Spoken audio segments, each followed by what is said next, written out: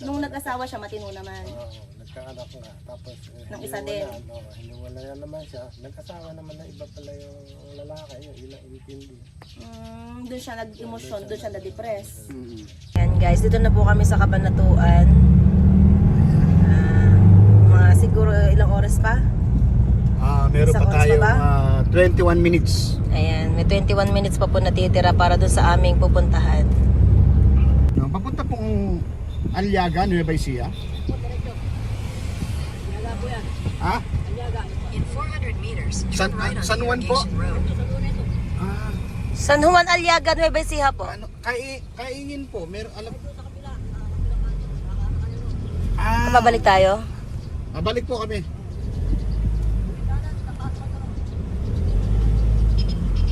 Ayan, ito na po guys yung lugar nila nung lumigo na kami. Yan, At puro pala sabi yan, po ni ate na kausap namin ay pinaka dead end na nitong sementado na to yung kanila. Yung kanila. So hanggat hindi nagde-dead end yan, hindi tayo tinigil yung hanggat may lupa. Oo. Pero wag daw tayong liliko. Hanggat may sementado pala. Aha.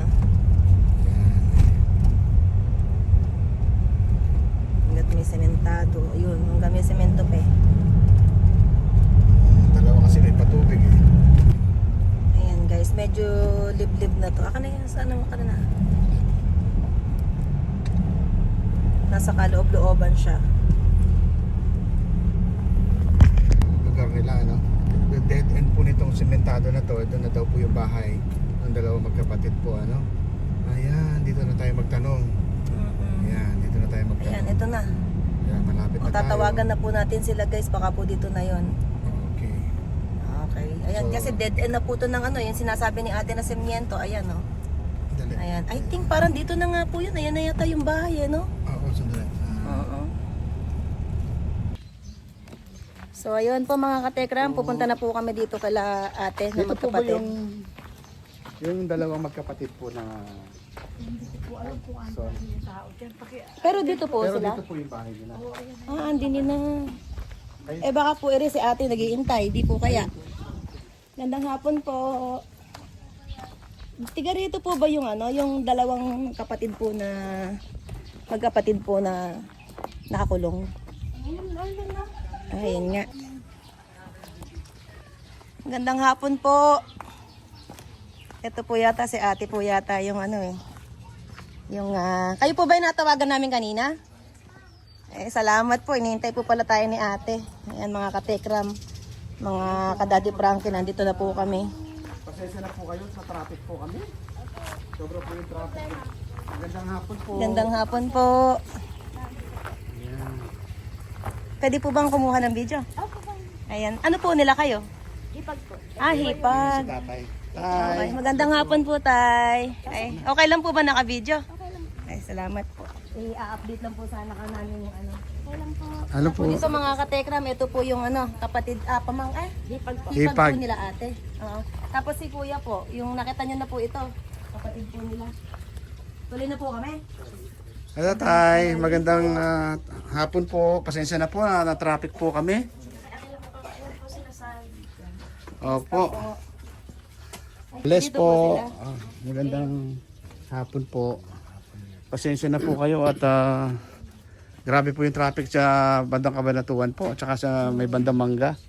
So ayun, ito na po ano mga katekram, nandito na po tayo kala kuya. Ano pong pangalan nyo? Tony. Kay Kuya Tony po at saka po yung asawa niya si ate. Hindi po kayo dito. Ate Gina. Ayan si Ate Gina po. Ayan. Ayan, ayan po yung pamilya niya. Nakakatuwa po at tumawag po tayo sa kanila kanina. Talaga pong inintay pa nila tayo makarating dito. So ayun po, napanood din po namin at nasabi din naman po sa amin ni Tate Tekram na ayun na ano po ba, gusto nyo rin pong ma-turn over sila kala Daddy Frankie. Para Na- sa balik, gusto ko nga rin magalay sa amin. Oo. Follow po ako. Ayun, Actually nagpapala. po, nakausap ko na rin po si Daddy Frankie. Nakakausap ko na rin po.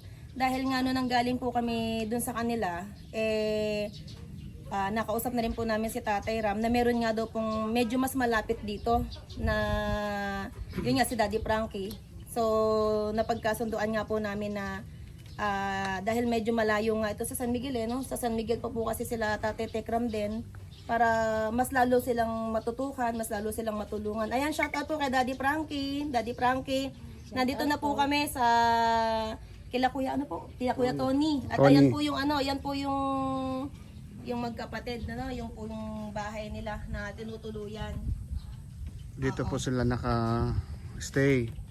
Ayan po, yan po yung kanilang kalagayan ngayon. Nandiyan po sila. So kausap pa po natin yung kanilang kapatid po. Ayan, si Kuya Tony at tulad po ng hangarin ni Tate Tekram, ng inyong lingkod, Miss Japina at ni Kuya JC Isaac ay mas lalo po silang mabigyan ng atensyon at tulong po hanggang sa kanila sila ay gumaling. Ayun. And ito po si ate, nakapalo din po kay, syempre yan, kila Tatay Ram, kay Daddy Frankie. Nakapalo po ako kay tatay. Oo, at saka napanood ko din po na yun nga, kinokontak nyo din si Daddy Frankie. Pwede po ba kayong ma-interview about sa kanila ate? So pwede po bang malaman yung history nila, bakit sila nagkaganyan? Ay, kuya, kayo po yung kapatid no? Hindi rin po kasi kami masyadong update ni Kuya JC kasi 2 years ago pa yata 2 years ago pa po ba? Kailan po ba sila unang na-vlog ni Tatay Ram? Baka mahigit ng 2 taon. Oh, magki 3 years Magki 3 years daw. So paano po sila natagpuan ni Tatay Tekram? May nagturo po. May nagturo. So tapos parang parang galing po ba sa Japan? Ano po bang istorya nila? Yung pong isang kapatid ko. Nagkaasawa ng hapon. Yung matanda po, yung nakatanda. Actually po, opo. Nagpunta ng Japan. Pinasal muna rin ito yan. Tapos ng Japan. Nung bumalik dito, ang sa amin lang. Parang po siya mga katekram. Parang masasabi po siguro nating hindi naging maganda kaya yung pagsasama niya ng asawa niyang hapon, ganon. Nagpunta siya ng Japan nung dito sila kinasal ng asawa niyang hapon. Nung siya balik, yan na. Okay. Parang po kaya, parang hindi siya naging masaya doon, Tapos, bakit po dalawa sila? Yung pong isang... Yung naman isa, nagkaasawa rin. Hiniwalay naman ng asawa. Nag-asawa ng iba yung asawa. Parang na-depress po mga katekram. Oo, pareha silang nag-asawa. Itong si ate na... Ilan po ba kayo magkakapatid? So, 7 po sila magkakapatid. Pang ilan po kayo? Ako pangalan. Panganay po si Kuya Tony. Yung pong si ate. Pang ilan po siya? Yung galing Japan. Yung galing Japan.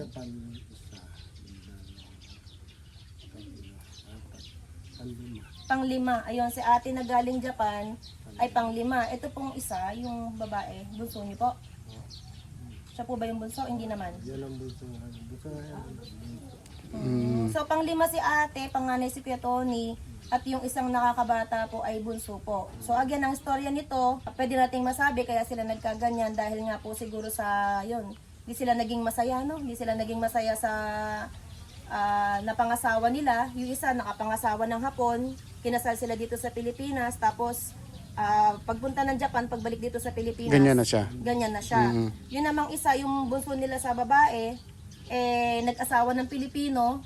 Ano po bang sabi niyo kanina? Naghiwalay. Nagkahiwalay po.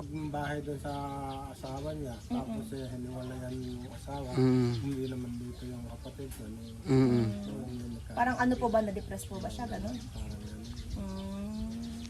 So ngayon, ayun mga katekra, mga ka-JC, mga ka-Pure Hearts, mga ka-Daddy Frankie, yun po yung unang storya na nasasabi sa atin ni Kuya Tony.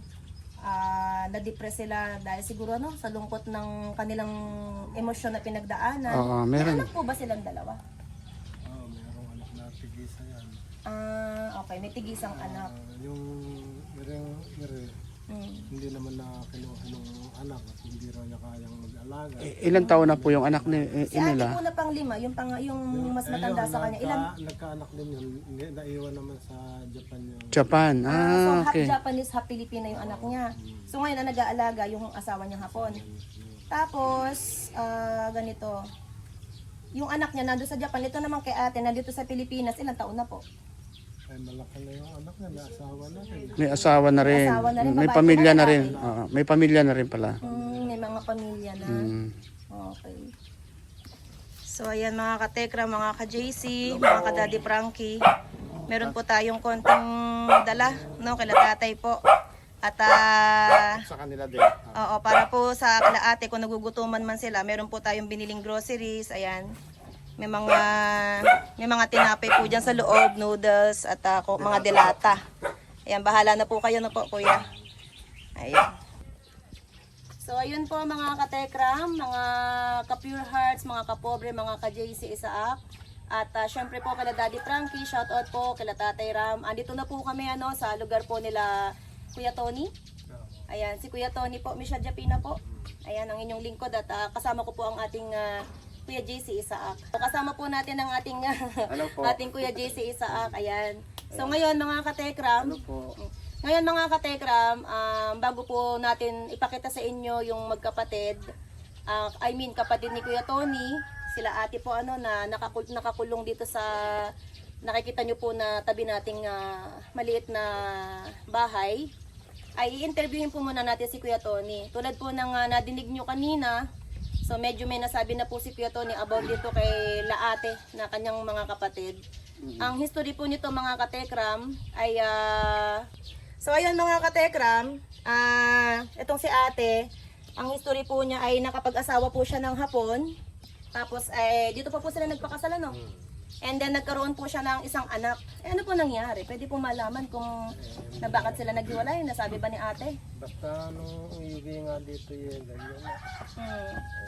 Nung po nagpakasal sila, okay sila Siyempre nga meron po silang isang anak. Tapos nung inuwi, sino po nag-uwi? Yung ding asawa, Oh. dinala ulit sa amin. Ganyan na ang pangyayari. Parang nung pong nando si ate sa Japan, hindi po ba siya tumatawag sa inyo? Nagkukwento ng buhay niya doon, kung masaya ba siya o ano nangyayari sa kanya? Naala naman na atang kompanon. Meron lamang cellphone yung mga magulang ko pa nun. Sa bagay, wala nung po panahon silang balita, na yun. Pambalita. Nung panahon kasi na yun mga katekram, kahit naman nung panahon ko na nandun ako sa Japan, hindi pa uso ang messenger noon. Talagang kailangan mo pang gumastos, bumili ng card para makatawag sa pamilya mo dito sa Pilipinas. Mga anong taon po ba yon tatay? 19? Medyo matagal na rin. So dekada na rin po Mahigit na isang dekado. So si ate po, bago siya nakapag-asawa ng Hapon, saan po niya nakilala yung Hapon? Sa Japan po ba o dito sa Pilipinas? Merong nag-ano sa kanya, nagreto, kumbaga. Siya, ayun, nagkaroon sila ng Dito sila sa Pinas nagkakilala. Tapos nagkagustuhan, nagpakasal, dinala siya sa Japan. So nung bago sila pinasal, may anak na po ba sila or wala pa? Doon na lang sila nagkaanak sa Japan. sa Japan. So nakilala ni ate yung asawa niyang Hapon na to dito sa Pilipinas. Ato guys, may anak sila na isa. So mukha namang silang masayang tingnan. Ano pangalan ng lalaki? Ano po pangalan ng Hapon? Manabo Koriyama. Manabo? Koriyama. Manabo Koriyama. Ayun, yun daw ang pangalan ng Hapon. Konnichiwa, Manabo Koriyama-san. Anata no okusang wa kore desu ne. Ayan. Kono iye ni imasu. De, anata no kodomo ima issho ni iru to omoimasu kedo. Kono video, kono doga o mitara yoroshiku onegai shimasu. Ayun. And then, yung pangalawa po nilang kapatid, nag-asawa din. Asawa rin. Nung nag-asawa siya, matino naman. Nagkaanak nga. Tapos, Ng isa din. hiniwalayan naman siya. Nag-asawa naman na iba pala yung lalaki. Yun ang intindi. Doon siya nag-emosyon, doon siya na-depress. Medyo personal man po close po ba kayo ng mga kapatid niyo?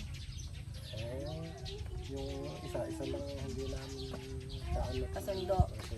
Pero kung ano naman po, kung sa Tagalog, yung parang kung tatanungin naman, kayo naman yung tipo na naglalambingan, nag-uusap, gano'n naman po, o hindi rin naman din. Hindi namin nag-uusap. Parang hindi sila din masyadong close, no? Kaya siguro guys, yun yung sinasabi ko sa inyo na talagang ang communication po ng isang pamilya napakahalaga kasi pagka may mga pinagdadaanan tayong lungkot sa buhay, mga problema, hindi po natin maiwasan na sarilinin hanggang bumigay yung ating kaisipan.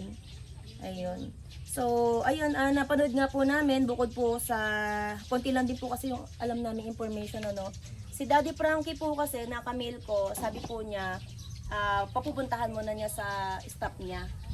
So, ito pong video na to, sumadya na rin po kami dito ni Kuya JC para po magkaroon na rin po sila ng update din kung ano ba yung kalagayan nila ate, yung story ng ano nila para, yun nga, maganda po kasi kung tutulungan sila, alam yung storya ng kanilang buhay para alam nila paano i-handle.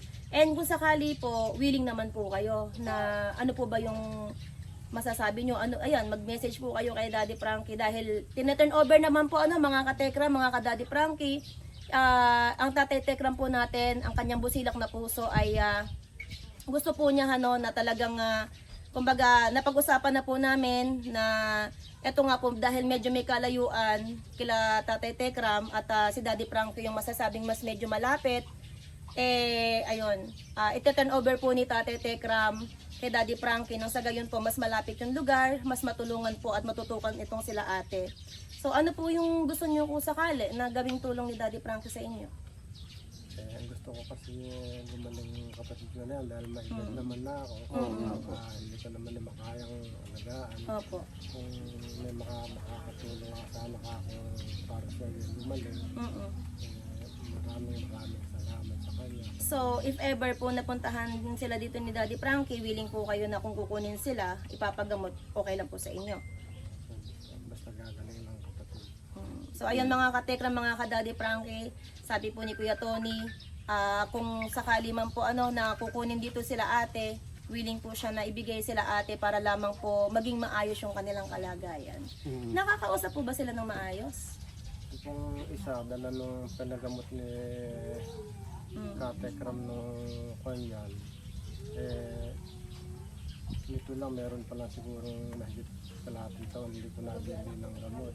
Pero isa nung pinagamot nila yan, kahit isa ka ako man lang, ito nakakausap kahit pa paano. Yung pong panganay, hindi masyado. Hindi ko na nabili ng gamot, wala naman akong maisupport. Oo nga po. So ayun po mga katekra, mga ka-Daddy Frankie, sa hirap po ng buhay. Sabi ko nga po sa inyo, hindi madali. Kung meron na may sakit sa pamilya natin, hindi talaga madaling bumili ng gamot.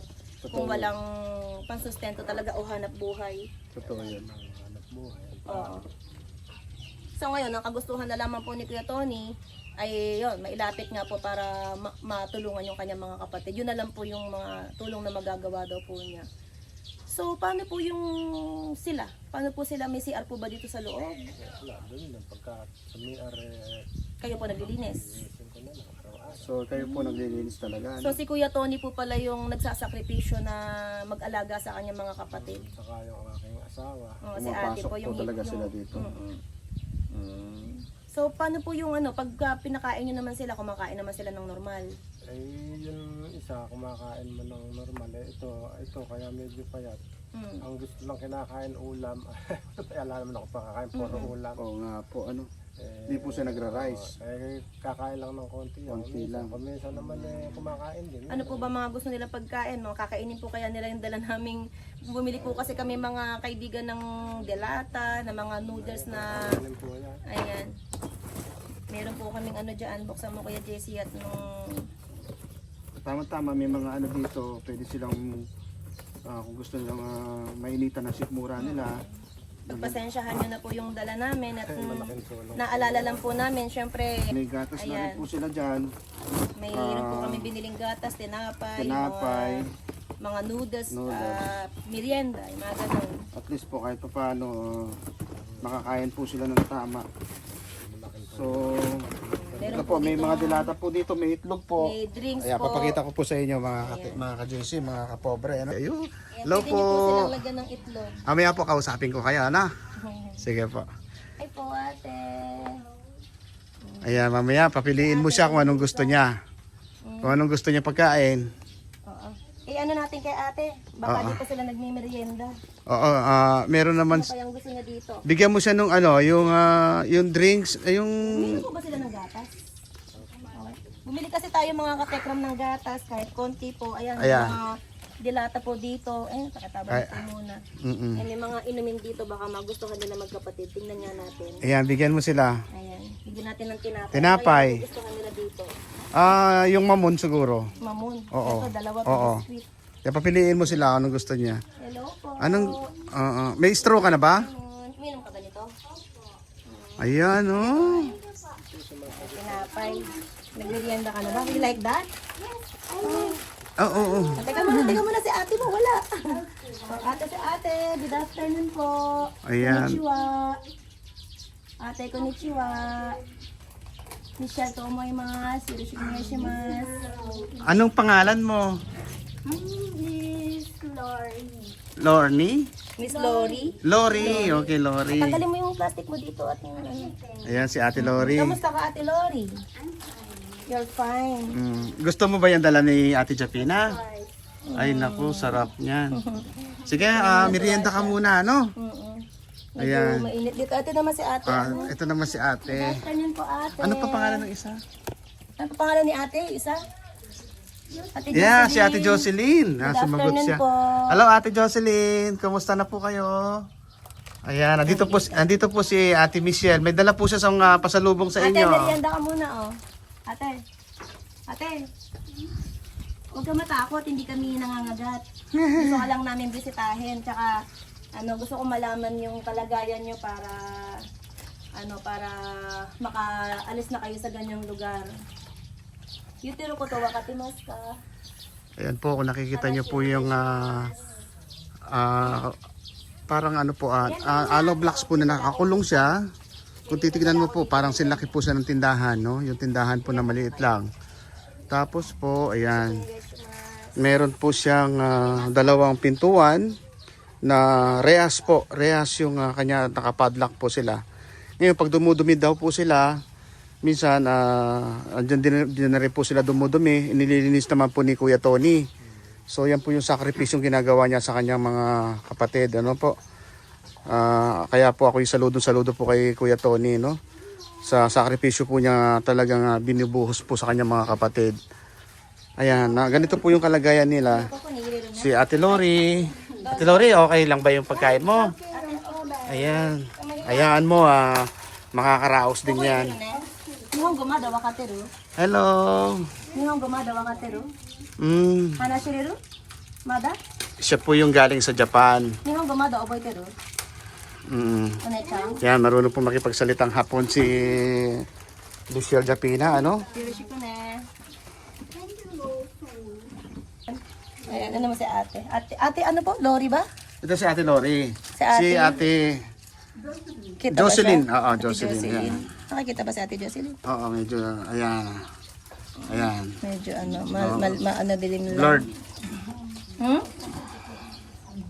Nani? Mada nihongo hanashireru? Yoroshiku ne. Kowako naranai de. Anata no Anata no kimuchi kikitai. 誰か人ここに来るからあなたの兄弟とあなたを助ける治るまでねよろしく Okay lang siya. Nagustuhan mo? nagustuhan naman ni Ate Lori. Ate Lori ba? Si Ate Lori. Yan po si Ate Lori. Yan. Medyo lang pasalubong Baka po si masamit ka, ha? Ate Pila. So, ayan. Naubos na pala kaya pala ni isa-isa. Dali, kuha kita na. Kuha kita. Dahan-dahan lang ha. Huwag mo kainin ng isahan. Kasi baka naman maimpatcho ka.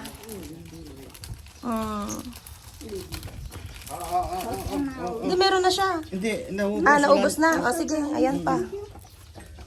Thank you very much. Oh, masarap ba? Do you like that? Yes, I need. Very much. Very much. Did you enjoy? Yes. Nice.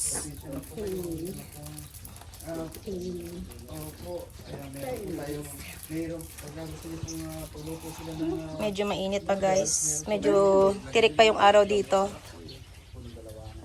Ate Jocelyn, genki. Dajobu.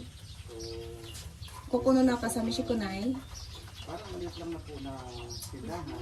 Nilagyan mo ng ubong. Tapos kaso lang po yung mga pintuhan po niya talagang ちょっと話聞きたい。話してくれる？ lagak mo samantala. 話してくれますか？ Buti po kuya, naisip niyo po na Ano na lang ano ko sa'yo? Tagalog o Japanese? Anong gusto mong language? Ate, kasapin mo ako. Hanashi kikitai. Daijoubu? Nami mo na hoshi? Nande? Kore. Kailangan ko silang ikulong. Nananakit po. Okay.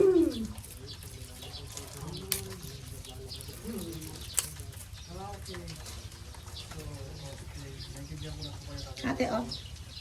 Yan po, Nande. Ito mate. Todo ka na. Hay, dozo. Dozo. Ay, ate. Totte. Koko iriru? Shita ni. Hmm? Hmm? Ano gusto mo? Hmm? Mizu hoshi? Milko aru yo. Milko sukuru? Milko, atakay milko? Hoshi? Dochi no mo? Koko ni iriru ne.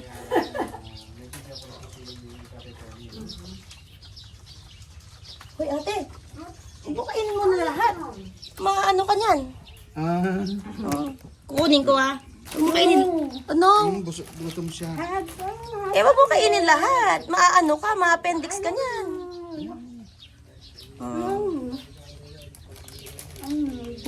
Tanong muna natin kay Kuya Tony, bakit po sila humantong sa nakakulong na ganyan? Yan nga, nabanggit niya sa akin ni Tatay Tony na dati daw, nung namatay daw yung nanay nila, so minsan pala naglalakad sila, yung isa nakaubo. Siyempre mga babae sila. So ngayon yung isa naman, minsan nananakit. Kaya nagdesisyon yung pamilya na ikulong. Alin yun, nanditong nakakabata yung nananakit o si ate? Yung nandun yung galing. Yung sa nandoon. Ito naman ang pag naglakad. Ito naman pag nakaubo, naglalakad nakaubo si ate Lori. Si ate Jocelyn naman nananakit. Kaya yun, nagdesisyon sila na ikulong sila. Kaya nga kung titignan mo yung kanilang pinaglalagakan, no? Talaga nga nakakalulus po yung kanilang kalagayan. Pero kainaman naman po, masasabi ko naman mga katekra, mga kadadi Frankie kay Kuya Tony, malinis po sila. Hindi naman po masasabing pinabayaan sila ate dito kasi hindi sila humihiga sa tae o tulad nga po nangyari kay Kuya Oliver. Hindi po, para po sa akin in my opinion, hindi sila pinabayaan ni Kuya Tony. Oo nga po. So yun. Sabi nga po ni Kuya Tony, araw-araw po nililinis po niya ang bawat kalat nila sa loob. Siya yung nagsasakripisyo na maglinis. Siyempre, di po yung madali mga katekra, mga kadadi Frankie. Bilib din ako sa ating Tatay Tony, no? Yung sakripisyo niya bilang isang kapatid na panganay, hindi niya pwede pabayaan yung kanyang mga kapatid sa ganito sitwasyon, no? Pero nga, naghahanap siya ng mas ano pa, na makakatulong pa sa kanilang mga kapatid. Gustong-gusto niyang gumaling. Kasi kung walang pagmamahal ang isang kapatid na kagaya ni ni Tatay Tony, wala na. Wala na. Kumbaga, hindi na siya maghahanap ng ibang paraan para gumaling yung mga kapatid niya. Yung nga, no, nung mga panahon na buhay pa sila nanay, si tatay, meron silang bahay dumalapit sa highway. Ngayon, si Ate Jocelyn, si Ate Lori, minsan naglalakad ng nakaubo. Tapos naman si Ate Jocelyn, minsan nananakit. Kaya napag-desisyon na ng pamilya na pagtayo na lang sila dito ng masasadlakan nila. At least inayos po. Maayos naman po mga katekram.